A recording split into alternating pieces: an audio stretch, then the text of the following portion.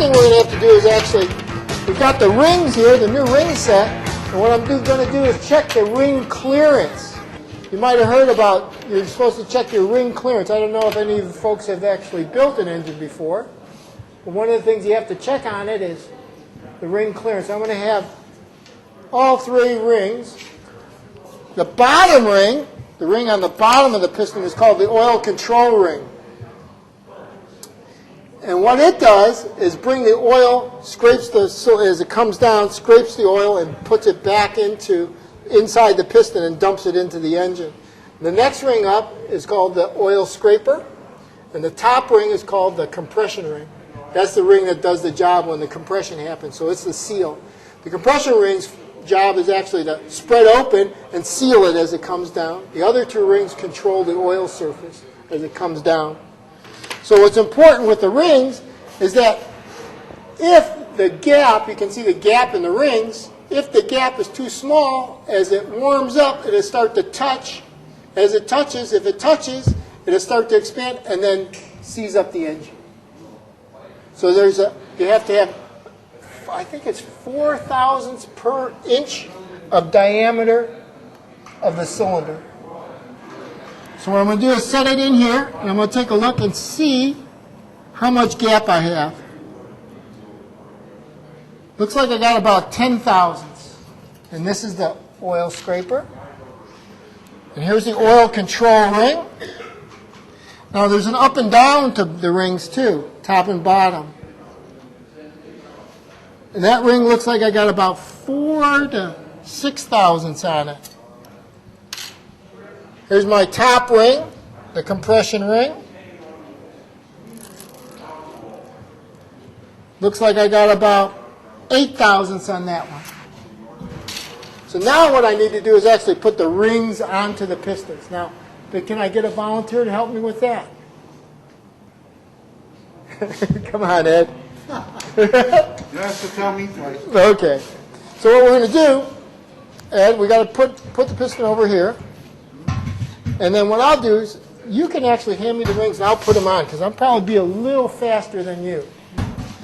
To oil the piston, I'm just going to oil it like this. I'm going to put the oil on the top and just rub it around. Got to oil this baby up. And I need one of those. There's a way to these. Down. Goes on the piston.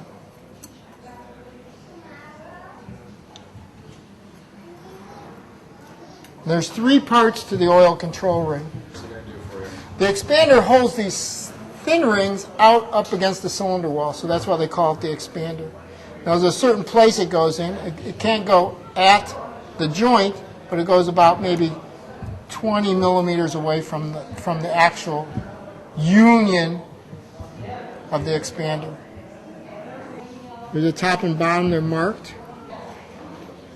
There's the top. You see, I'm doing this with my fingers. They make a tool to expand the rings, but these rings, this one is either up or down is okay. Doesn't have a direction to it. What about the openings? You stagger the openings? Yeah, let's talk about that. So now what I'm going to do is, we know that this one ring, the openings are right here. We don't want any openings at the pin or the skirt.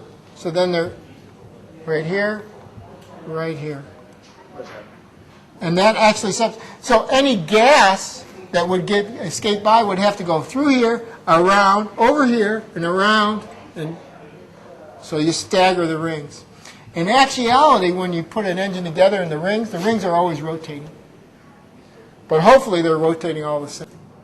The pin this is the thickest part of the piston. So this is the most expansion is right here. So what happens is an engine that overheats, okay, sticks in the bore right here at the pin. So I open that engine up that overheated, and the scraping, the problem is at the pin boss. If it's lack of oil, it's on the skirt. The skirt is scored up. So you can tell if an engine is overheated, scoring here, or a lack of oil on the skirt boss. So now we've got this piston together. So this piston looks like number 2. we dot them. So this is number 2. Cylinders are 1, 2, 3, 4. And if we look at the piston, the top of the piston, there's a dot on the top of the piston. The dot is toward the front of the engine. So this is the belt side. The belt side is always the front of the engine. So this is number 2. So we're going to put it in this hole. Right now we got the ring compressor on it, and we're getting ready to put the piston. So this has actually got the rings tight against the piston so we can drive it into the block. So that's what this is right here. Now before we put it in, I don't want to get ahead of myself. I've already checked the clearances on this, and this engine's good.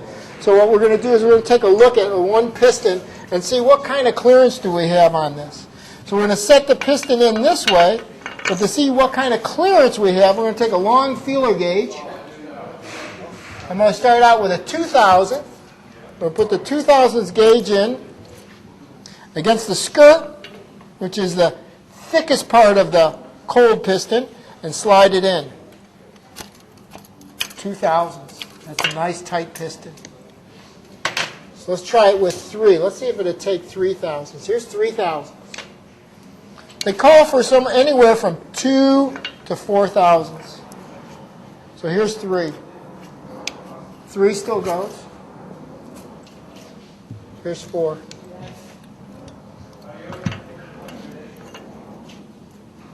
Nope, won't take 4. So it's a tight 3, so it's a good engine, good fit.